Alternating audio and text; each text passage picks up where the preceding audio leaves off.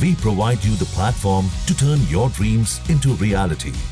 Give wings to your aspirations with KR Mangalam University.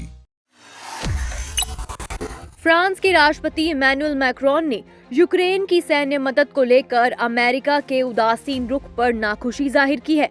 इतना ही नहीं, उन्होंने चेतावनी दे डाली है कि यूक्रेन को छोड़ने से अमेरिका की विश्वसनीयता को भारी नुकसान होगा।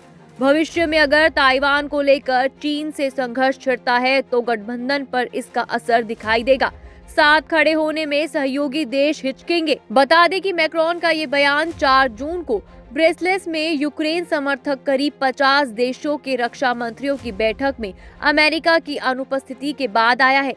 ये बैठक यूक्रेन को हथियार और गोला बारूद देने पर विचार के लिए हुई थी, लेकिन 40 महीने से जारी यूक्रेन युद्ध के दौरान पहली बार इस बैठक से अमेरिका अनुपस्थित रहा। नाटो मुख्यालय में हुई बैठक में अमेरिकी रक्षा मंत्री पीट हेग्सेथ शामिल नहीं हुए। उनकी अनुपस्थिति में बैठक की अध्यक्षता ब्रिटेन और जर्मनी के रक्षा मंत्रियों ने की। हेग्सेथ 5 जून को ब्रसेल्स आएंगे और वहां होने वाली नाटो देशों के रक्षा मंत्रियों की बैठक में शामिल होंगे।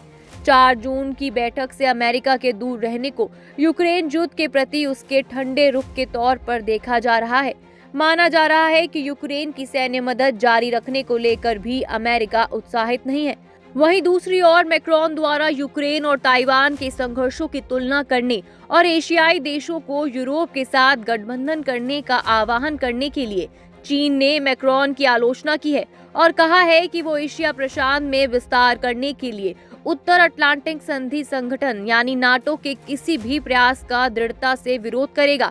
उन्होंने कहा, हम प्रासंगिक टिप्पणियों का दृढ़ता से विरोध करते हैं।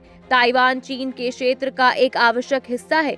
सिंगापुर में हाल ही में शांग्रीला डायलॉग में मैक्रोन के भाषण पर एक सवाल का जवाब देते हुए चीनी विदेश मंत्रालय के प्रवक्ता लिन जियान ने एक मीडिया ब्रीफिंग में कहा, ताइवान का सवाल और यूक्रेन संकट बिल्कुल भी तुलनीय नहीं है।